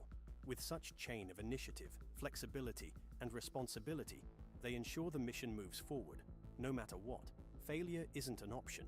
Every Swedish soldier is trained to keep pushing forward, even when cut off or under pressure. If that doesn't make you rethink Sweden's military muscle, nothing will. Quiet, calculated, and brutally efficient, to outsmart, not outsize, its enemies. Do you want more insights into Sweden's cutting-edge power? Click on the link now. Earlier this year, the game Fortnite made a grave mistake. They added Darth Vader as an interactable character in the game. Cool. They gave him a lightsaber. Okay, awesome. They gave him full access to Google's Gemini AI. Uh-oh. Wait, can you hear me? Speak plainly, Nick A30. What information do you have? Suddenly, Vader could understand what you were saying, he could reply in the style of Darth Vader, and even use voice replication technology to do so while sounding exactly like the character's original voice artist, James L. Jones. I find your lack of kill-to-death ratio disturbing. It was pretty convincingly done. I'm family friendly. Family friendly, even as you wield a Sith lightsaber. Unfortunately, what Fortnite forgot is that when you drop an open-ended toy this powerful right into the hands of kids, they're not going to be using it for deep Star Wars lore discussions. Within literally hours, YouTube was flooded with clips of people successfully getting the AI to say, "Skibidi toilet." and I'm looking for Dixie Normus. This Dixie Normus, you say? To literal racist and homophobic slurs, which is obviously very bad press for a game whose child safety measures millions of parents rely on. But since there was no major fallout from it, we'll let this one pass with a 2 out of 10 fail. Cannot say the same for the rest of these though. Honestly, good luck trying to sit through the most cringeworthy tech fails of all time. Because then we got Victorinox, the company most famous for the Swiss Army knife, but also traditional luxury watches. And this company, when the smartwatch first started taking off in 2016, clearly panicked and scrambled to come up with a way to stay relevant. The idea, forward thinking. The execution, we'll put it this way, I wish this had gone to a galaxy far, far away. This is the Inox Cyber Tool. It was an add-on for Victorinox's watches that effectively upgraded them into smartwatches. A have your cake and eat it too approach of being able to keep the already beautiful watch design, but with smart features like a stopwatch, like health tracking, like being able to get notifications from specific contacts you choose. But look at the thing, the only cyber tool here is someone who would actually buy a luxury watch like this, only then to pay $225 more to cover the whole thing up with this plastic calculator screen friendship bracelet abomination. Bear in mind, by the way, this display was not touchscreen, and it didn't even go all the way around. It's just this tiny sliver in the middle, which means it had to abbreviate words. Like your contacts would just become the first 4 letters of their name. So if you knew both a George and a Georgia, then flip a coin. As you can imagine, Cybertool was not a hit. It sold pretty close to 0 units, which is why it was impossible to actually get one so I could show you, and remains a rare blemish on Victorinox's well-established reputation for luxury. So you can't have your cake and eat it too. 3 out of 10 fail. So, do you know Keurig, the coffee pod machine maker? Well, most likely, that's all you know them for. Yeah. But 2015 was when they tried to change that with Keurig Cold, a machine for brewing, What? well, cold fizzy beverages. So basically What? a SodaStream. But unlike SodaStream, whose cola is Pepsi, Keurig managed to secure frickin' Coca-Cola as the drink that it could make. All topped off with a new mechanism that, unlike SodaStream, meant that it could carbonate your drinks without ever needing to even touch a CO2 canister. So why didn't this just destroy them? Well, I absolutely love me some Dr. Pepper. So let's get one of these Dr. Pepper pods, which by the way, is Ooh, absolutely I want- enormous for one serving of a drink. I want one of Goes those. there. Now we find out. Well, first off, this was insanely expensive. $370, or the equivalent of... Alltså jag vill ju ha en sån där, fatta att ha en sån. Alltså jag älskar ju Dr. Pepper. A large amount of your extremely valuable kitchen counter space. Oh yeah, and it's nearly as loud as a frickin' blender, which would have been fine if this was like a 5-second job, but it is still going. Still going, still going. Much later. Oh, hey, that doesn't look like Dr. Pepper. Oh, okay, then the cola comes after. I'll admit, there is something satisfying about seeing your own drink being made. The thing is, that took 90 seconds, or 80 seconds longer than just grabbing a can from the fridge. It is fizzy. It does taste somewhat like Dr. Pepper. It's got like a bit of gloopy syrupiness to it. Kind of like it's not quite been mixed properly. I'm actually curious, how old is this pod? Best by 2016. May have something to do with it. Fine, we can cut it some slack when it comes to flavor. But this is the thing that's gonna make you want to smack your head against a table. It's that having my drink made by my own Keurig machine, even if you take out the absolutely ridiculous cost of the unit itself, is still about 4 times more expensive than just going to a store and buying a can. One pod of this Dr. Pepper was priced at $1.75. And to really add insult to an already grievous injury, the only thing this thing does right, the method it had for carbonation, turned out to be dangerous. The pods themselves contain tiny beads that are saturated with CO2, which was then released into the drink when the beads interacted with moisture, which sounds cool, but what it actually meant is that these pods are volatile, to the point where Keurig themselves were advising you to handle them with care and to avoid opening them, as they could literally burn your mouth and stomach if consumed.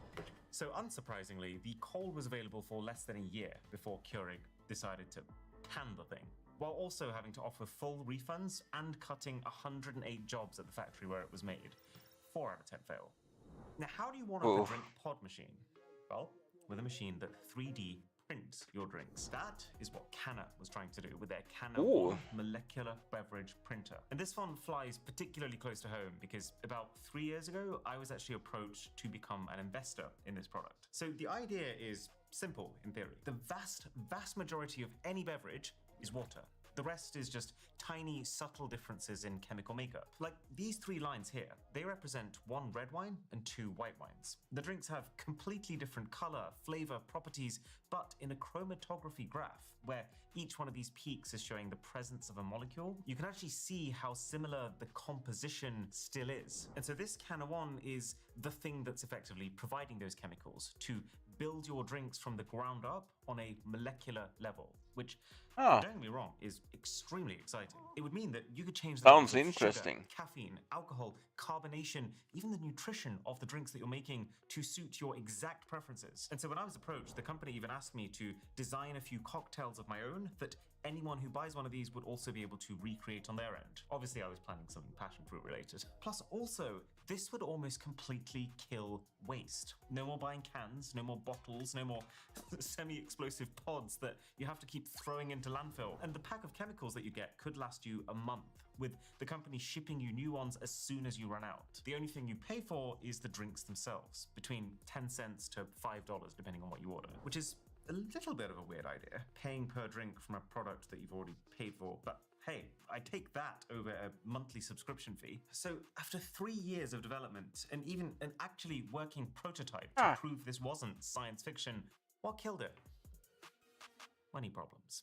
While the company did generate a healthy $30 million in funding, that still wasn't nearly enough to build a full manufacturing line, which creates a bit of a vicious cycle because then they couldn't fulfill their pre-orders, and if you can't fulfill your pre-orders, then your investors are going to start pulling out. Oh yeah, and they had to increase the price of the unit from $499 to $799 after the initial wave of pre-orders, all topped off with the COVID pandemic, creating even more havoc for trying to get any physical product made in at all decent time, and leading to the rise of anti-vax paranoia, which made the entire concept of chemically engineering your drinks start to sound more like a Bond villain plot to some people. So, before I could even get my hands on my unit to decide if I wanted to become an investor, the dream was dead. Without the money to make the thing, Canna had to very suddenly cancel all operations, lay off all of their employees, and sell their assets to another company.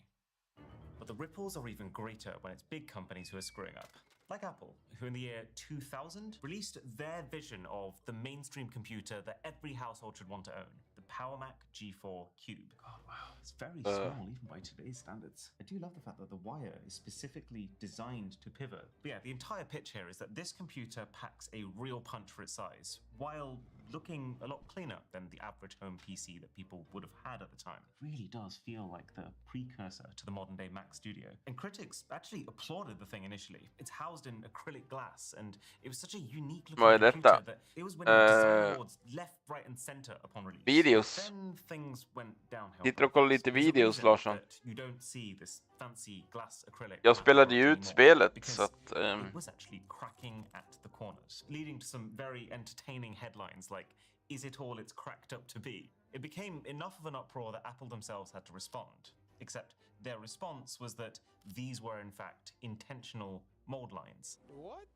But let's be honest, it doesn't really matter what it is if your product looks damaged. And if this thing wasn't winning on the design front, then what the hell was it winning at? Because at $1,799, this was far too expensive for most households. For pros, it was basically the same specs as the Power Mac G4 Tower, but with like half the ports. And then just look at this chonker of a power supply that, because it couldn't fit inside the body, had to be kept externally. It's also particularly ironic because 25% of this design is just air. So Apple thought this was going to be a breakout success. They actually sold less than 1/3 of their expectations, losing $90 million in projected sales, leading them to cut their losses and end the product entirely a year later. And what makes the Power Mac G4 Cube particularly noteworthy is this is the only time in history that Apple has ever come out themselves and called one of their own products. It was a spectacular failure. It's got to haunt Tim at night. 4 out of 10. But I am waiting for the day that they say the same thing about Apple Intelligence, because this is where things get a whole lot hairier. So, in the middle of 2024, the company announced Apple Intelligence. They called it AI for the rest of us, because everyone else had already been using ChatGPT for 2 years. They were late, but fine, at least it exists now.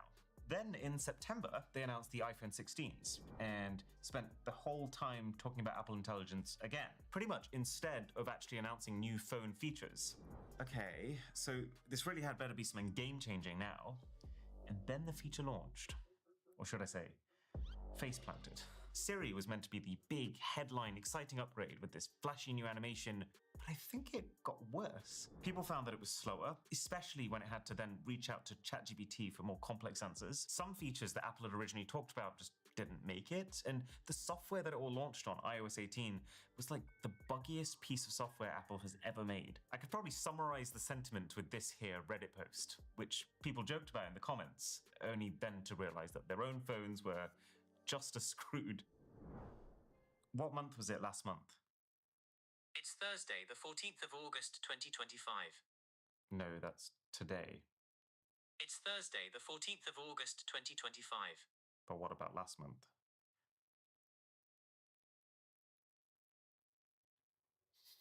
There was Cleanup, a new feature to remove things from your images, but compared to Samsung and Google's alternatives, it was really poor. There's this new AI summaries feature, which bundles all your notifications together, which is already confusing, because as soon as you have more than about 2, the summaries start to lose their actual meaning. But it was also summarizing wrong, so badly that the BBC actually made a complaint that their news was being misrepresented. Apple couldn't even come up with any good reasons to use their intelligence even in their official trailers, showing scenarios like someone who's done absolutely nothing at work all day and then uses Apple Intelligence to make his co-worker do it for him. Or this lady who forgot her partner's birthday, so uses Apple Intelligence to make a movie as his gift, as if the concept of a phone-made movie hasn't already been a feature for like a decade. Plus, isn't it just a little bit weird that all of these characters are not being great people? It makes it feel less like AI for the rest of us and more like AI for the worst of us. This is the tool for lying to your colleagues about having read an email that you haven't.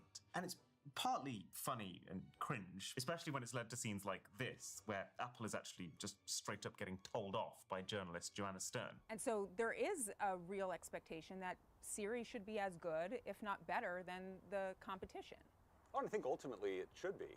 That's but it's not right now. That's certainly our mission. Yeah, but that's our mission. But this Apple Intelligence fluff up has also put Apple in probably the most critical condition they've been in for the last 10 years. Because this makes the iPhone 16s that were predicated on Apple Intelligence probably the most redundant upgrade ever. Apple's internal team organization has apparently fallen apart over this AI. But most concerningly, when you fall behind in artificial intelligence, it is very hard to catch up. Apple has no data to train a massive, powerful AI model on like Google do. And so unless they strike a very big deal with someone, or they change their stance on the way that they use customers' data to help train their AI, it's hard to see how they're not just going to fall even further behind. 6 out of 10. This one's even harder to wrap your head around. Although granted, not that hard to wrap around your head.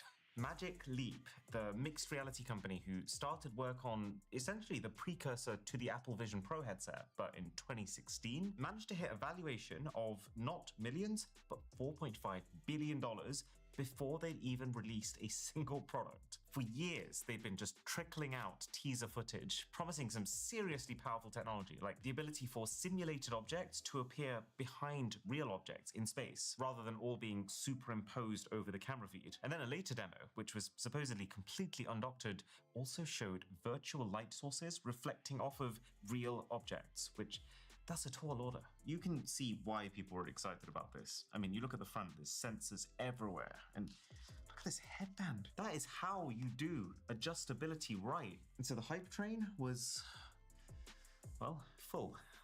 Google became a major backer, AT&T became an investor and sole partner too in 2018. And that same year, the Magic Leap 1 was released through them in the US. However, you know how no one talks about the Apple Vision Pro anymore? Because while it's hard to deny that the thing isn't a miracle piece of hardware, there's just nothing to do on it for an average user. Well, Magic Leap 1 was essentially that, but even more so. The hardware wasn't as much of a miracle, and the price certainly wasn't. This thing was $2,300, which is far too much, considering that the software experience looked like a Temu version of the Vision Pro, and that the field of view was far too narrow to be able to make the experiences feel immersive. So, unlike the millions of units that the company was expecting and gearing up to sell, how many were bought? 6,000 in the first 6 months. It fell so far short of expectations that Magic Leap was apparently losing tens of millions of dollars per month. 1,000 employees were laid off, and the CEO himself even stepped down. But if you haven't yet got cringe lines permanently baked into your face at this point, then it's time to spill the tea. On Tea. Tea is an app which has all the intentions of a knight in shining armor to enhance women's safety while dating, but with all the execution of a drunk man jousting on a unicycle. It's a women's only app where those women can talk about, can rate, and can share stories about men that they've dated to highlight any red flags for other women who might be about to. You can probably start to see where the questions come in, because yes, the premise is to build an entire profile all about these guys, filled with intimate details like how they broke up, what their lesser traits are, anything about them that these women didn't like, without once asking for any kind of permission from the guys. It was creating, in some cases, as you can probably imagine, one of the most invasive forms of defamation, but just without the guys knowing that they'd been defamed. It does feel kind of dystopian that you could rock up to a first date knowing nothing about this person you're seeing, but she knows everything about you. Well, that did not seem to stop this app absolutely exploding in popularity in the US. It shot straight to #1 and hit around 6 million users according to the devs. But people on the internet, being understandably pissed, did what they always do. They took matters into their own hands. The Tea app was hacked, not once but twice. I mean, you can barely call it hacked because the security of the thing was so damn poor. And all information, including IDs and photos from over 70,000 women on the app, and even messages discussing abortions and cheating, were all completely exposed. The app is still going, but has just been hit with no less than 10 class action lawsuits from its somewhat understandably peeved users. But the funniest part of this saga is now, an entirely new app has been made in response. Tea on Her. It is literally the one-to-one male equivalent of Tea. And that has now just started leaking user data too. It's almost like there's a moral to the story. Number 4 is so bad. So Builder AI was one of the most promising British startups of like all time. It was a company that promised consumers who had zero coding experience the ability to create their own apps. All you'd have to do was simply tell the AI agent Natasha what you wanted, and she would just pump out the finished software in a few weeks, or even days. And I don't think I need to explain why this was a popular idea. They worked with Virgin, the BBC, they even became officially backed by Microsoft. This company was absolutely soaring with a valuation of $1.5 billion. But it turns out Natasha, in what can only be described as the biggest catfish of the century, was actually over 700 programmers sitting behind a curtain in an office in India. This truly was the Flintstones car of artificial intelligence. Technically, there was some AI at work, picking out the best templates to start the app development from. But there's just something so unbelievably awkward about claiming to have developed super intelligence, only for it to actually be 700 underpaid guys locked in a dark room furiously programming in secret. And that might not actually be the worst part. Because after the company was already exposed, a probe was launched into their sales, finding out that Builder AI had actually been claiming to be selling 4 times what they really were, and that this company already existed before as Engineer AI and had pulled the exact same trick there too. So investors obviously started dropping out like flies wanting their money back, and without the money, Builder pretty quickly ran dry and declared bankruptcy, and then was investigated by the authorities in both the UK and the US. 7 out of 10. And if they want some financial advice, I've got 700 guys in a closet called Amy they can talk to.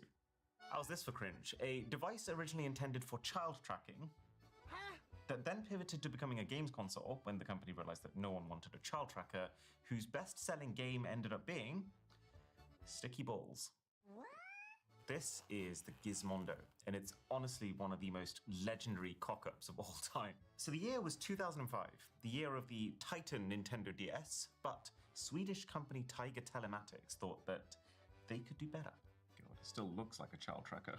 Okay, games, movies, music, messaging, camera. So this is a 0.3 megapixel VGA sensor. It's actually not as bad as that makes it sound. Oh, and then GPS, which is clearly a remnant of the child tracker this thing was originally meant to be. And if you're thinking these sound more like phone features, you'd be right. The thing also has cellular connectivity, allowing you to browse the web and send SMS texts with pictures, with even music and movies. And then of course, we gotta try a game. I guess you could say it's kind of like Mario Kart, if, you know, your kart was one wheel. At least it runs at 60 FPS, that much I'll give it.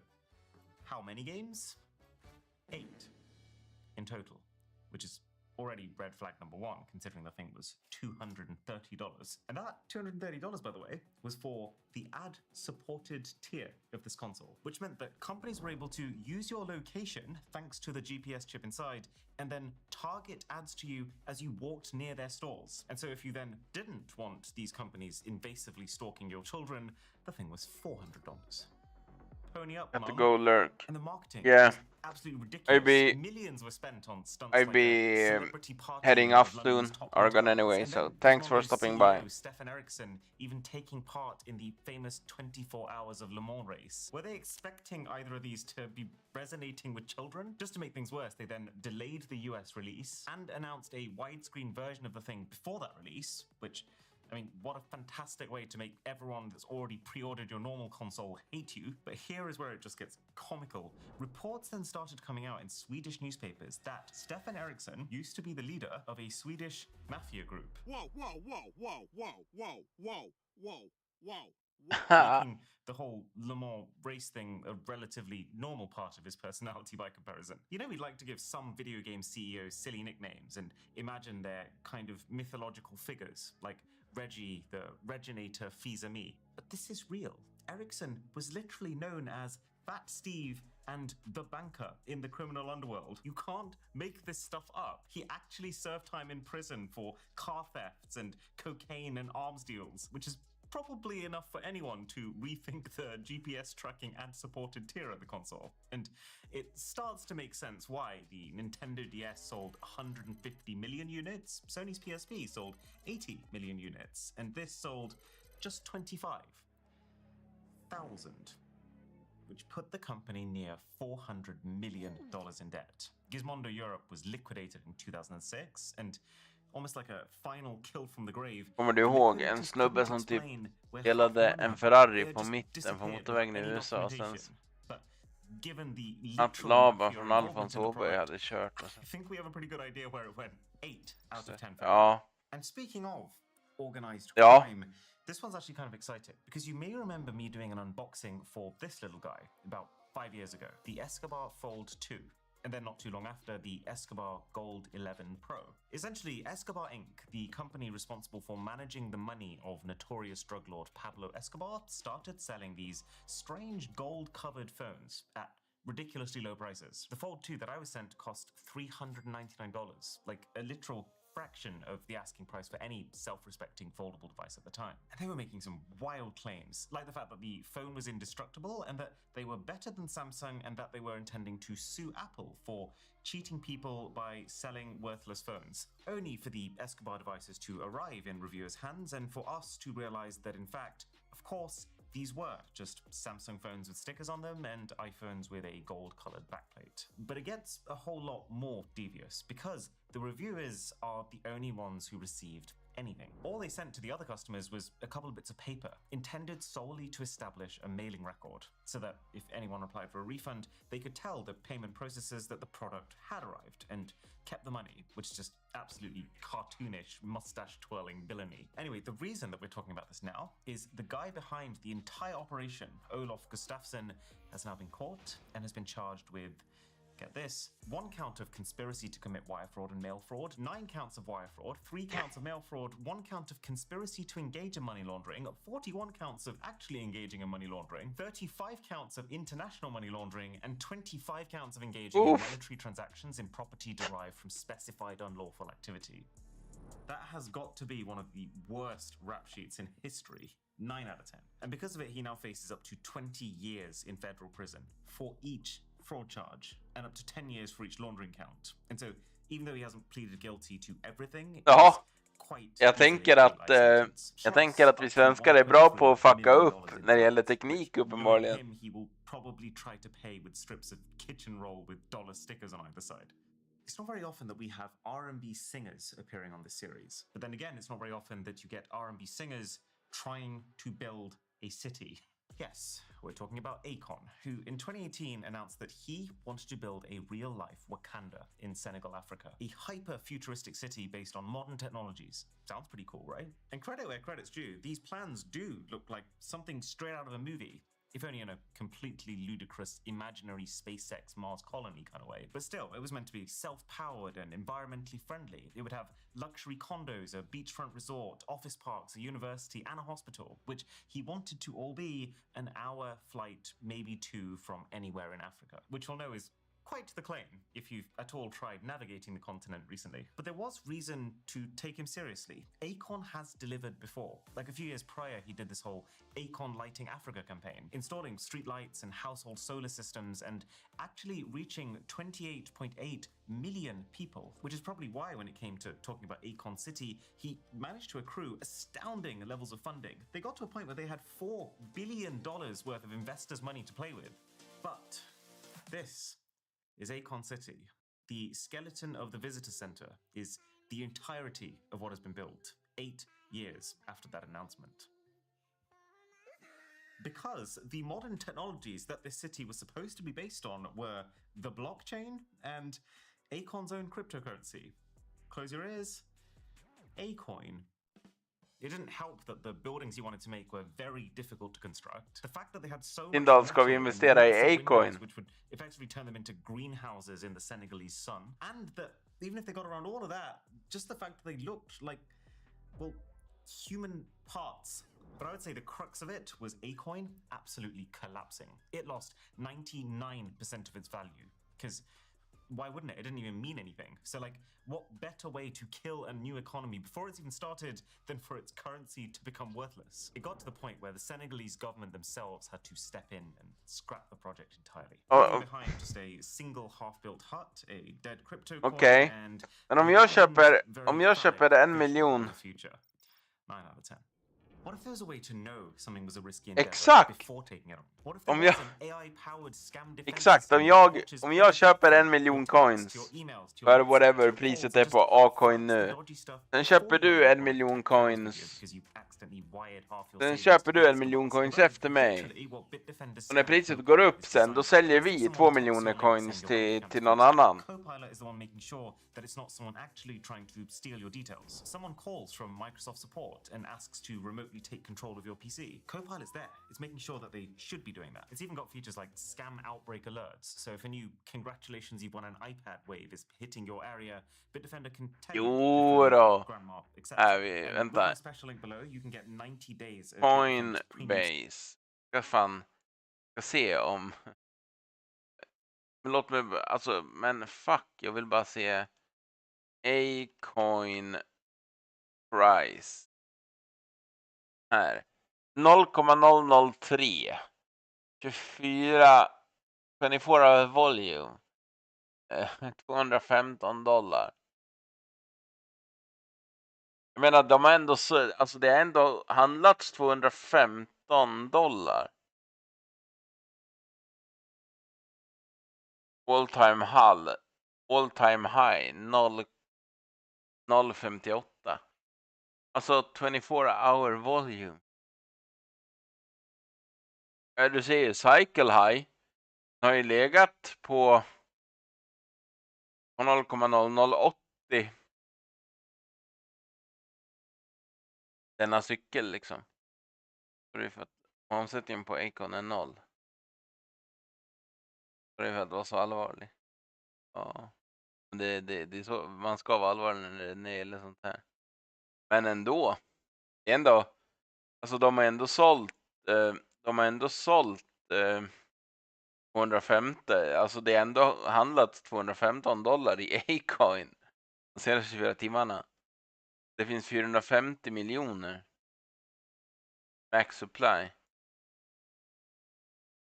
Acon is currently not trading. Nej, det är för...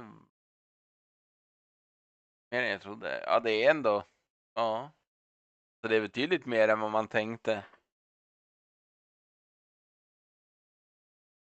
Nej, nu ska jag faktiskt stänga ner streamen. Men det här var ju kul. Acon. Det är där jag ska lägga alla mina pengar. Ja. Ta hand om er. Kul att ni tittar in. Vi går live på TikTok senare. Men vill komma in då kanske. Om ni fortfarande sover. Eller vakna. Who knows. Men peace out. Ta hand om er. Syns imorgon igen. Hej då.